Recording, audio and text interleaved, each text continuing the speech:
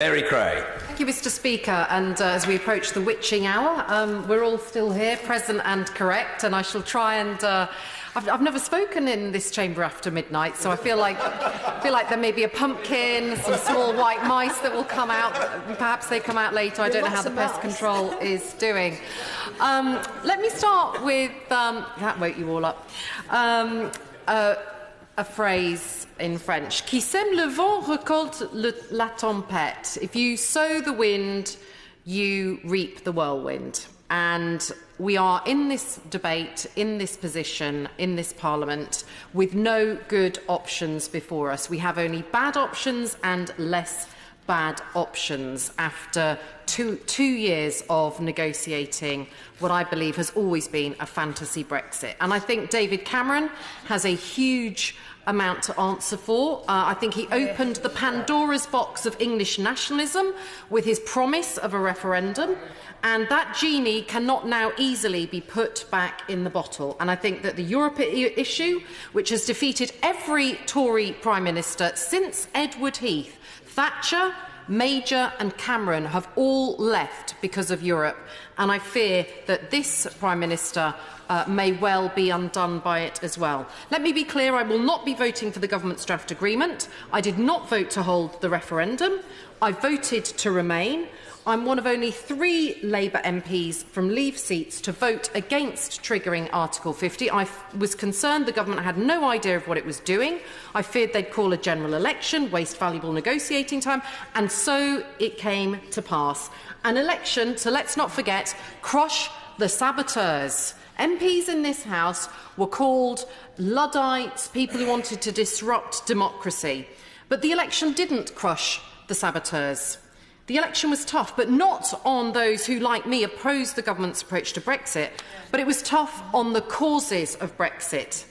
The years of austerity, the grinding poverty, the creaking public services, the endless belt-tightening from families, the explosion in food banks, the public squalor that we see, the homeless people sleeping on our streets, the shrinking of the state. The electorate was tough on the party opposite, and the Prime Minister, as I feared, wasted 6 months, lost her majority, and then came back to this place and in the Lancaster House speech showed she had learned nothing, setting out red lines on leaving the customs union and the single market.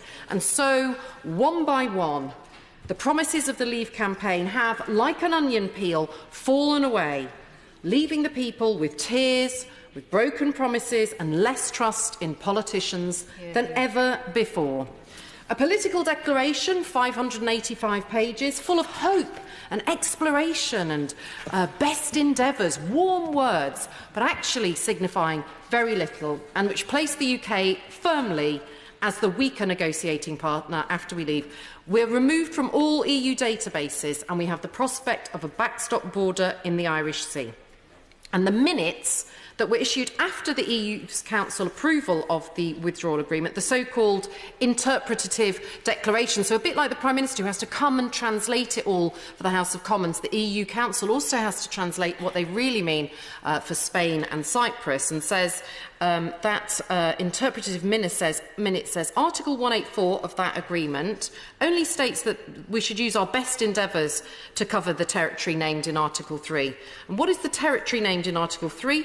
That's Gibraltar and the Cyprus sovereign bases and Britain's overseas territory. So we'll use our best endeavours, but absolutely no guarantees in law that those will be covered in our withdrawal agreements, and that effectively Spain has a veto of Gibraltar. I'm concerned our environmental obligations risk being breached, and the government now has this unprecedented constitutional and administrative task before us. It's passed just 5 of the 13 Acts of Parliament it needs to enact before Brexit. It's got 700 statutory instruments. Just 45 of them have gone through Parliament, and goodness knows what faces us when we come back in the new year. This morning at 10 o'clock, I chaired the Environmental Audit Committee. We heard from the chemicals industry about the fact that they've spent £500 million registering some 6,000 chemicals with the European Union's chemical database, and that the government is now expecting them to spend a similar amount re-registering the same registrations all over again with the Health and Safety Executive, which has no experience with public health and which has no experience in the environment. I'm delighted to see the Environment Minister in her place. Well, we've been told not to by Mr. Speaker. I'll take an intervention. Sorry? Well, I mean, the HSE is already very experienced. It is the competent authority on behalf of ECHA in this country. But I'd be grateful to understand from the Honourable Lady if she would rather that the future UK chemical regulation system does not have the information on which ECHA is currently reliant. Well, perhaps she took the time to meet with the chemicals industry and listen to their concern. They described Ministers' approach to this problem, not so much as strategic, but as being a view from the moon. It's so far away from the reality that they are facing. And I do exhort her to read the Hansard of the script. The intellectual property of the ECHA database is subject of a great deal of argument and legal concern. So I do exhort her to read the details of what we had this morning. We've been calling for this new environmental bill. We don't want to go back to being the dirty man of Europe. We know that 80% of the UK's environmental laws originate from the EU. They mean we bathe on cleaner beaches, drive more fuel-efficient cars, and can hold the government to account on things like air pollution. And we're still waiting for the draft environment bill. It's a bit like waiting for Godot. You never know quite when it's going to turn up. A bit like the waste and resources strategy, we're also waiting for that. But these EU environmental laws, like the chemicals database, cannot simply be cut and paste into UK law. Her department is setting up this new chemicals database. This is the foundation industry on which British manufacturing, aerospace, motoring and electronics is based. And it is at risk because of what is happening. She shakes her head. She is wrong. Read the Hansard.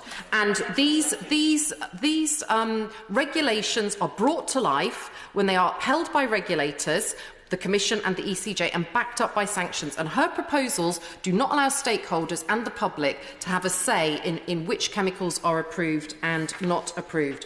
So, Mr. Speaker, the cakeism, the cherry-picking, the fudge before the summer will not work as we head into winter.